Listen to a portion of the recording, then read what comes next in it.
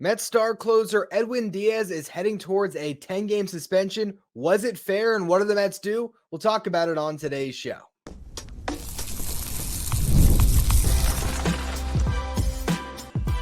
You are Locked On Mets, your daily New York Mets podcast. Part of the Locked On Podcast Network, your team every day.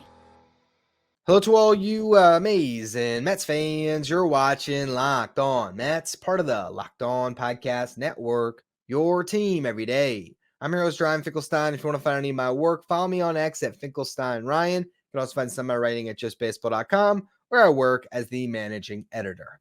This episode is brought to you by PrizePicks, the easiest and most exciting way to play daily fantasy sports. Go to prizepicks.com/LockedOnMLB and use the code, all in lowercase, LockedOnMLB, for a first deposit match up to $100.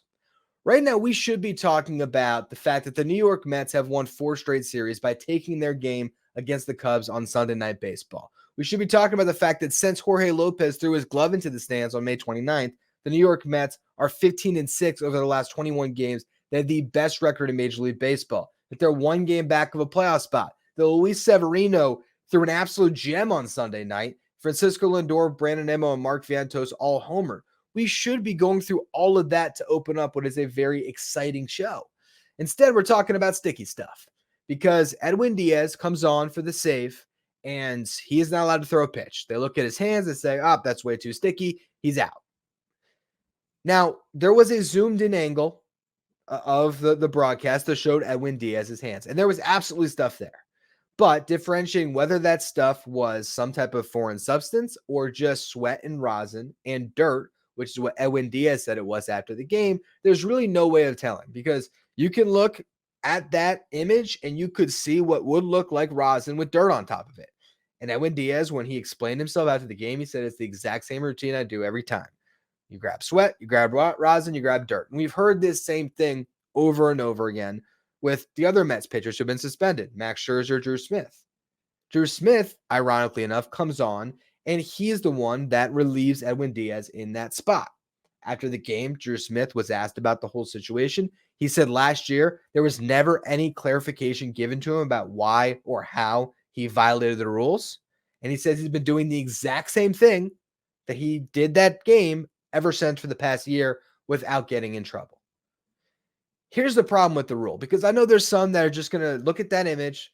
They're going to be frustrated that the Mets have lost Edwin Diaz. They will point the finger at him, and they're going to say Edwin Diaz is a cheater or the Mets are cheating because they've had 3 guys of the 7 that have ever been suspended for this. 3 of them are Mets: Scherzer, Smith, and now Edwin Diaz. And of course, all of this comes after the New York Mets accused Joe Musgrove of sticky stuff in a playoff game in 2022. Since then, 3 suspensions. And honestly, I'd have to look at what the breakdown is. I wouldn't be surprised if it's 3 of the past 5 guys that have done it, because I know Ronel Blanco did it this year or got suspended for it, but I couldn't tell you any other names. And I only know that because he was the most recent one when I was trying to figure out how many guys have been suspended. If there's somebody else since Blanco before Diaz, then maybe it's 8. Regardless, a majority of the guys are Mets. Is that just a coincidence? Is it bad luck? Who knows? But what's frustrating about this situation is there is not a set plan in place for Major League Baseball on how the umpires should enforce this rule. Because there's been other pitchers in the past who show up with sticky stuff on their hands without anything on their belt and glove, which there was nothing on Edwin Diaz's glove because they gave it back to him. Where in the past, if a guy gets ejected and there's stuff on the glove, they'll confiscate the glove. They didn't do that. So there was nothing on his belt, nothing on his glove. He said he allowed them to smell his hand. They didn't smell any foreign substance, but they said it was too much rosin, sweat, dirt, and so they kick him out. He didn't get a chance to go into the dugout like other guys have in the past to wash his hands. So the whole situation is messed up because that one umpiring crew made the decision, and now the New York Mets feel the consequences for the next week and a half. Now, if you tuned into my show on Sunday, and I encourage you to go back and listen to it because a lot of that is still very relevant. We'll talk about some of it more in the final segment today. But I was breaking down Tylor Megill's bad start on Saturday and why the New York Mets should option him to AAA. And part of my reasoning was you have an opportunity here with 2 off days this week with the Subway Series being played on Tuesday and Wednesday. The Mets are off on Monday and Thursday. where they do not need a fifth starter until July 2nd. So my argument on Sunday was make that move, put a ninth arm in your bullpen. Why not? And then when you eventually need a starter, you can go to Christian Scott or Jose Butto, who I believe right now are better pitchers than Tylor Megill. Now that decision seems to be even more obvious because you're going to be down a man for the next 10 games. And this isn't a 10-day suspension. It is 10 games. And you're not just without Edwin Diaz, you are without that spot on your roster. So the Mets have to get by here. How are they going to do it? That is one way around it for now. You option Tylor Megill on Tuesday, you call up a pitcher, and that pitcher can be with your team for the first 6 games of Edwin Diaz's 10-game suspension. So there's only 4 games where you would have to go a man short in the pen. Here's how it all breaks down. You got David Peterson and Sean Manaea pitching against the Yankees. Then it would be Jose Quintana's turn against the Astros. I actually think that Severino might pitch that game on Friday because it would be regular rest, and you could break up the 3 lefties. Although on the back end of it, if you're going with the 4-man rotation with 3 lefties, they're going to be stacked either way. Regardless, let's just say it's Severino, then it's Quintana, then it's Peterson. Then it'd be Manaea to open up the DC series, and then you can insert a 5th starter, right? And so that could either be Scott or Butto, and then you would go back to Severino and Quintana to wrap up the DC series, Peterson, and then you could insert a 6th starter into the mix. And that would be the same day on July 6th that you would get Edwin Diaz back. And so you'd basically remove 2 guys from the pen at that point, go to a 7-man bullpen, 6-man rotation that could carry you throughout the rest of that stretch where you're going to play 17 games in 17 days with, I guess, the first 8 of them without your closer. If I'm doing the math on that correctly, because you're playing 2 against the Yankees, then that stretch starts. So yeah, the first 8 games of that stretch down Diaz. That's how I think the Mets should manage it, where they can get by without being short in the pen for too long.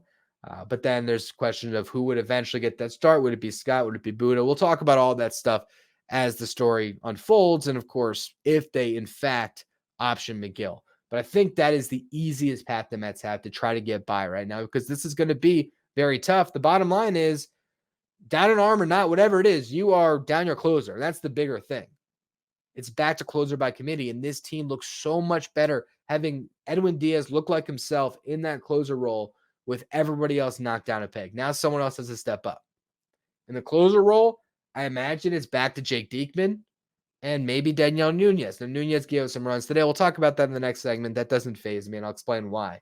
But I believe when it comes to the high leverage guys, you have Garrett, you have Nunez, you have Danny Young, who just came back, and I think is going to play a big role, and you have Jake Diekman. And then to a lesser extent, you have Drew Smith, who got thrown into the fire today, and Adam Ottavino, who have been pitching mop-up duty lately. Now they're back to leverage. And then you're going to have Adrian Hauser as your long man, and I would imagine Cole Sulser comes up as the 8th arm to give you more middle relief if the Mets choose to option Megill, which, again, I really think they will based on this set of circumstances. The loss of Sean Reed-Foley is felt even more now because he would have been a closing option as well as a guy that can pitch as a setup man. So now you're down Foley and Diaz in a couple of days. And if Drew Smith ends up hurt after this, well, you never know. You could be down another arm on top of it. Just to real quick run through the options the Mets have in AAA. On the 40-man roster, I mentioned Cole Sulser. He is the most likely guy. He has been up and down a lot this year. The Mets clearly like him. Since he's been back in AAA, 7 games, he's allowed 4 hits, 1 run that was unearned, 6 walks, 8 strikeouts. So a 0 ERA over the last 30 days in Syracuse. I imagine he gets the call. If it's not him, you could look at Josh Walker, who we've seen this year. Hasn't had a ton of success at the big league level, but since going back down in this most recent stint, 13 strikeouts in his last 6 1/3 innings pitched, 1 hit, 4 walks, 0 runs. Beyond that, Ty Adcock was added at some point in the past month here. He was picked up off waivers. He's been with the Mets. 3.12 ERA, 9 strikeouts, and 8 2/3 innings pitched. But batters hitting 306 against him, and his whip is 1.85. Whip is walk and hits over innings pitched. So if you're nearly giving up 2 base runners in an inning, not very good. I don't imagine we see Adcock. Beyond that, the Mets could still slide Brooks Raley to the 60-day IL to free up a 40-man roster spot. They also have a outfielder that they just picked up in Duke Ellis that they could easily DFA. So they have options if they wanted to add a non-roster guy into their bullpen. And the guys that I would look at, it's Max Kranick. He was a starting pitcher. He's now been converted into a relief role. He has, in his last 13 and a third innings pitched, given up 4 runs. That's a 2.70 ERA. But batters are only hitting 167 against him, and his whip is 0.83. If you want another guy that can give you length, maybe it's Kranick. The last one I'd mention is Eric Orrs, who has yet to make his MLB debut. He has a 3.48 ERA in his last 30 days, 1.65 whip, 16 strikeouts, and 10 and a third. And the reason why I sorted these by the last 30 days is with relievers, you really kind of want to ride whatever the hot hand is, whoever's throwing the ball the best.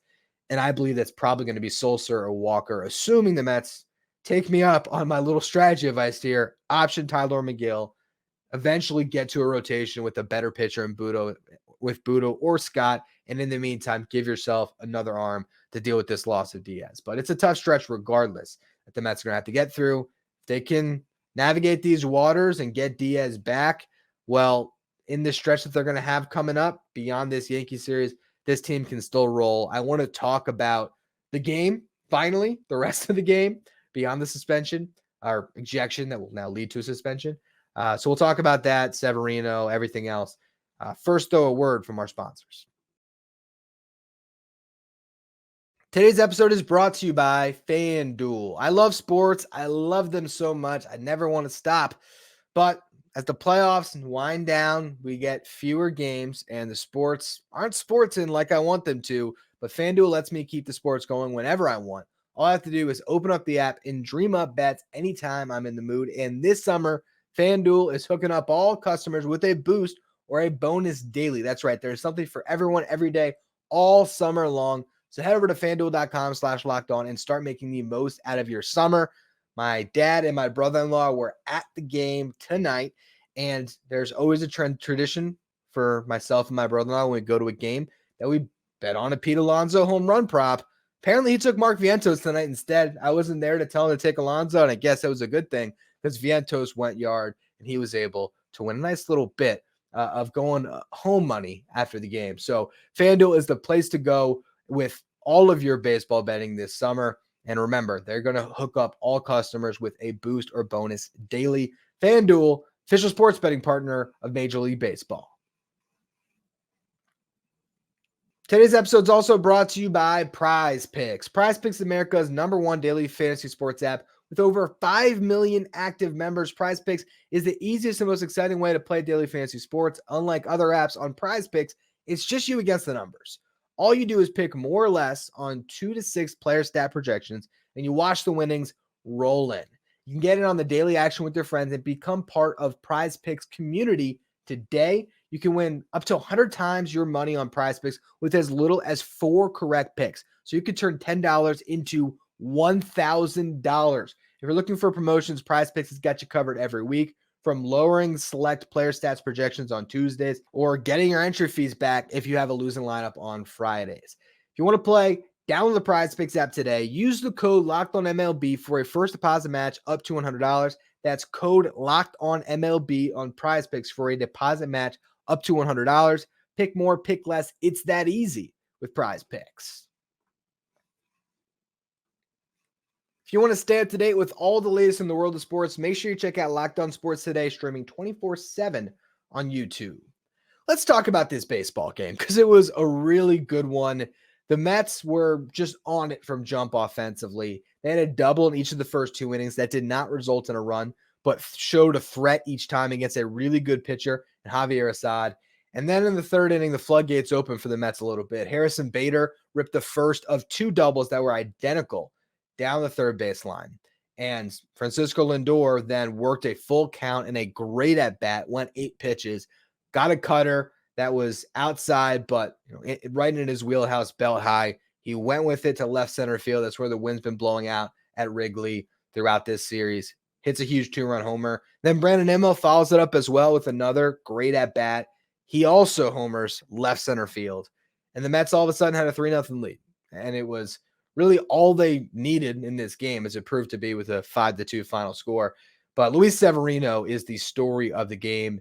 This guy was unbelievable in this start. He allowed just 2 singles, no walks. That was over the first 5 innings pitched, where he just scattered a single here, a single there, and was just untouchable. Never even felt like he was at risk of giving up a run. 6th inning, the game changed a little bit because he gave up a base hit, his 3rd single of the night, and then he hit a batter. So he had runners on first and second, nobody out.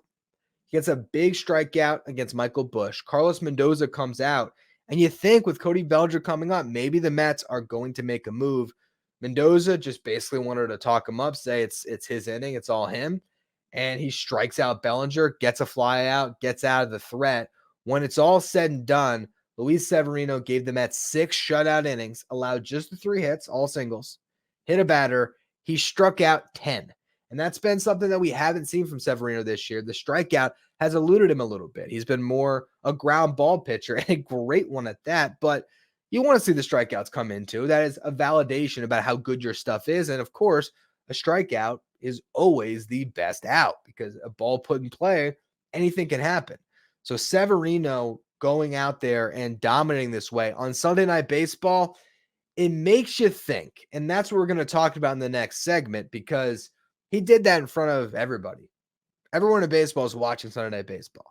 So this guy could be a great trade chip at the deadline, and I still do not think the Mets should move him. We'll talk about that in a minute, but just to close a book on this game, Daniel Nunez came on after Severino. He had a rough outing, surprisingly, because he has not had too many outings where he's given up runs, but this one, he allows a base hit, grounder up the middle, and then a home run. And it was a 1-2 pitch where he just threw a fastball over the heart of the plate. It was really a bad pitch against Christopher Morel. You got to be nervous about. I have to look back. I'm pretty sure it was supposed to be a fastball up, and he just pulled it down a little bit too much. And there you go, 2 runs. But what I loved about that appearance from Nunez is if this was a guy that was flappable, he would have walked the next batter. He would have hung more pitches up in the zone that could have been driven. He could have really cratered and hurt the Mets, but they let him stay on, and he just shaked it off, got the next 3 guys out, and maintained the lead. There's sometimes where you're pitching with a 5-0 lead where you don't have to throw up a 0, but you got to get those outs, and he did a great job of that, and I have not seen my confidence waver on Nunez at all. I honestly believe they should have Nunez closing games right now because I think Reed Garrett is not meant for that role, but I imagine we're going to see a lot of both of those guys getting big outs in big spots. Now, after Nunez gave up 2, Mark Vientos got one back. He absolutely destroyed a fastball that he got down the middle, and he crushed it dead center field, 451 feet, 109 miles per hour off the bat, as I just mentioned during our FanDuel spot there. My brother-in-law, Brado, was able to cash in on that with a home run prop, and I got to acknowledge this. The Finkelsteins are 6-0 this year. I went to a game in Miami. Mets won. We actually also went to a spring training game. I'm giving myself and my dad an extra game credit here. So we're actually 5-0 in the regular season. I won. The Mets won when I was there in Miami. Then my dad and I went to DC. We caught the first 2 games of that series sweep. So if you want to give us the third one, because we were still in town, you can. But regardless, the Mets at that point had won the first 3 games that a Finkelstein had been in attendance.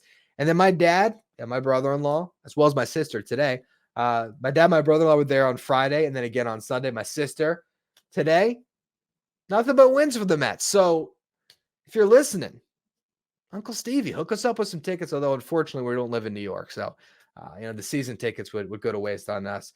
But I promise, any game in Miami this year that's left this season that I'm in town for, I'm going to be there. I'm going to try to keep this good luck rolling. And there is a series at the end of September that if it matters, I'm eyeing that's in Atlanta that we might make the drive up for. So cool that they got to enjoy some wins this weekend. And then just final note here as far as the game when it comes to the pitchers, Reed Garrett allowed a double in the 8th, but worked around it for a scoreless inning. And then Drew Smith came on after the ejection, got the first 2 outs. There were some concerns about whether he was good to go at that point. There was a mound visit. He stayed on to face Swanson, gave up a hit. They went to Jake Diekman. Diekman got the final strikeout of the game to complete the save. So that wraps up this series, but I want to go back to what I was just talking about on Severino. Should the Mets cash in on the trade chip or should they hold? We'll talk about it in just a minute. First, though, another word from our sponsors. Today's episode is brought to you by SupplyHouse. Get supplies from the site that's made for skilled trades, SupplyHouse.com. SupplyHouse.com is the reliable way to order plumbing, HVAC, and electrical products online with their easy-to-use website, which is packed with helpful resources and the latest product info to help get the job done right. Get expert support and industry-leading service from the friendliest folks in the business and talk to a real person every time. Pros in the skilled trades can get a competitive edge by joining SupplyHouse's free Trade Master program. Every Trade Master gets access to a dedicated phone line, free shipping, and discounts on every order. Join the thousands of trade pros who are already benefiting from their free membership at supplyhouse.com/T-M and order plumbing, HVAC, and electrical supplies from anywhere with just a few clicks at supplyhouse.com. If you're an everyday listener to the show, make sure you become a Locked On Mets insider. This is our texting service where we get updates from me anytime something breaks in the Mets. You can also ask me questions anytime, take part in our Locked On Mets signed photo giveaways. You also can get the lineup graphic sent to your phone each day so you know who's going to be in the starting lineup for the Mets. If you want to be a Locked On Mets insider, find the link in the episode description or at subtext.com/LockedOnMets.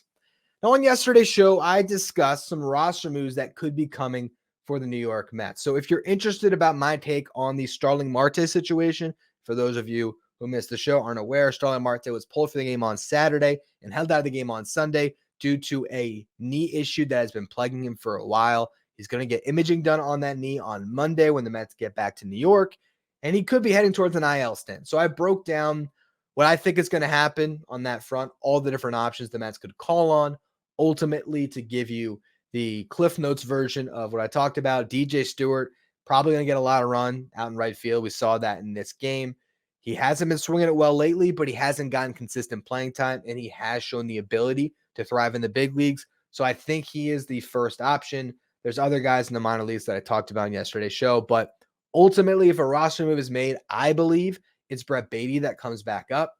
Ultimately, because I think he's the best player on that roster in Syracuse that can join the New York Mets, and they can use him in multiple different ways. I think Jeff McNeil would become more of an outfielder at that stage, and Brett Baty and Jose Iglesias would be playing some second base. And that's notable because Brett Baty started again on Sunday. So Thursday and Sunday, Baty got starts at second. So he's had 3 starts in AAA at second base. So far, he's had 12 chances. He's gotten 4 putouts, 8 assists, a double play ball, no errors just yet. So I think that's probably the move. Baty will play some second, some third, regardless. Go back to yesterday's show. I talked about all that at length. Now, another little note here before we talk about Sevy. Kodai Senga faced live hitters on Sunday. Threw 22 pitches against batters in Port St. Lucie. Now he's going to fly up to New York to meet the Mets. Obviously, they'll all get a look at him, see what they think the next step should be. Probably throws another live BP in New York this week, you'd imagine. And then beyond that, probably, if all goes well, he checks all the boxes, starts a rehab assignment, whether that's in Brooklyn, Binghamton, Syracuse, whatever it is.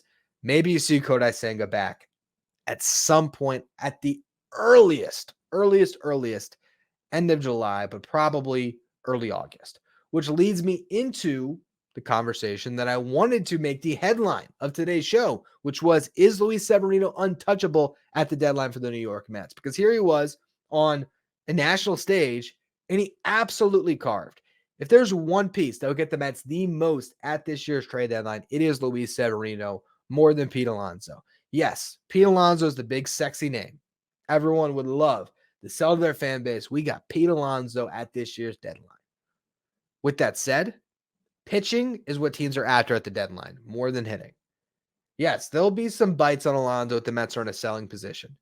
But Severino, I can almost guarantee you there's going to be some teams in on him. And if the Mets are out of it, yes, deal him. But I really think the Mets are going to be in this race all the way through. And they still got to do it in July, but they're only 1 game back right now. They have nearly climbed all the way out back to 500. I talked about this going into the road trip. Got to go in and win 4 of those games, win both series. They did that. Okay, they have checked every box. Now you got the Yankees coming up, and then you got a stretch that starts off with the Astros, which would be pretty grueling, I think, even though they're not a winning team. The next 5 games are going to be tough, particularly without Edwin Diaz. But if you find your way through that and you win 3 of those games and you win the series against the Astros, you split the one against the Yankees, then you have a really easy schedule to start July, which includes a lot of games against the Nationals, who are hanging in this race, but the Mets handled the Nationals the last time these two teams faced. So if you do what you're supposed to, you're going to be in a position where you're at least close to the race at the deadline. And to me, Severino is a guy that you cannot trade if you have any hopes of making a playoff push. And then if you get there and you want to make some noise, you need him. You look at the free agent class, and here's the other layer to this as well. You got Garrett Cole, who technically can opt out, but then if he did opt out, the Yankees could opt into a 9th year on the kind of, he's not going anywhere, a 10th year on the deal. Regardless, Garrett Cole could be a free agent, but really not. Blake Snell has an opt out in his contract. Is he going to take that? Jordan Montgomery has an opt out in his contract. Is he going to take that? I don't think so. Robbie Ray, coming off TJ, has an opt out in his contract. Is he going to take that? I, again, don't think so. Justin Verlander, there's a very interesting conversation that's going on, that has happened every time that Verlander hits the IL, where you wonder, is he going to get to the 140 innings pitched, I believe he has to get to, for his club option to vest? If you don't know, Verlander in his contract with the Mets had a $35 million club option that would vest if he hit 140 innings pitched in 2024. Now, the Mets will cover half of that salary if the option's available to the Astros. So they would love it to have Justin Verlander at $17.5 million, but there's a chance he doesn't get there and he becomes a free agent. And then there's Max Scherzer, who could be a free agent. Scherzer returned off of the injured list with a very good start in his first outing, 5 innings, I think 4 hits, 4 strikeouts, I want to say. Actually, it might have been 5 innings, 1 hit, 4 strikeouts. Regardless, didn't give up a run. He'll be a free agent. Do we think the Mets are going to circle back to Verlander or Scherzer? I doubt it. You have Max Fried, and the Mets going to sign Max Fried. Is he going to leave the Braves to go to the Mets? To pay them the most money, maybe, but I would not count on it. Shane Bieber, now coming off TJ. So who knows if he even signs with another team. He might just go back to the Guardians to rehab because he won't be available for at least the first half of the year. Walker Buehler coming off Tommy John this year, not looking like a top tier starting pitcher in free agency. And you have a couple of names like Nathan Eovaldi, but Luis Severino could be a pretty highly regarded pitcher come free agency, and you might want to keep him, quite honestly. There's a world where the Mets just want to re-sign Luis Severino. There's also Corbin Burns out there. So those would be the 2 guys I think the Mets would be most in on. Burns, of course, played for David Stearns for a long time. We'll see what happens in free agency, but I look at this situation, and yes, the Mets would only get a 4th round pick because they're a luxury tax team if you extend Luis Severino a qualifying offer and he signs elsewhere. But 4th round pick's not nothing, and you'd have him for this run, and there's still the chance that you could re-sign him. To me, you hang on to Luis Severino for the rest of this season, assuming you remain in the race. If you're not in the race, if July is a collapse of a month for the Mets, yes, at that juncture, I would be totally okay with the Mets cashing on what will be their best trade chip come the deadline. Anyway, that's going to be all for today's show. We'll see if the Mets make all of their roster moves and announcement on Monday for the off day. I sort of doubt it. So assuming that there's not a bunch of crazy news, the plan for Tuesday's show, it's going to be a fun one. Could Pete Alonso and Juan Soto switch places in 2025? Break all that down tomorrow. It should be a lot of fun. If you're listening on the audio side, make sure you follow wherever you get your podcasts so you don't miss it. Rate the show, review. If you're watching on YouTube, hit that subscribe button. We're getting really close. I think we might be within 250 subscribers away from getting up to 9,000 subs. So I appreciate all of you who continue to subscribe to inch us closer and closer to that goal. If you want to be a Locked On Mets insider, find the link in the episode description. Go to subtext.com/LockedOnMets. Thank you for making Locked On Mets your first listen or your first watch every day. Now for your second watch, head over to YouTube and check out Locked On Sports Today, which is streaming 24/7, giving you all the latest in the world of sports. You can also find Locked On Sports Today streaming 24/7 on Amazon Fire TV.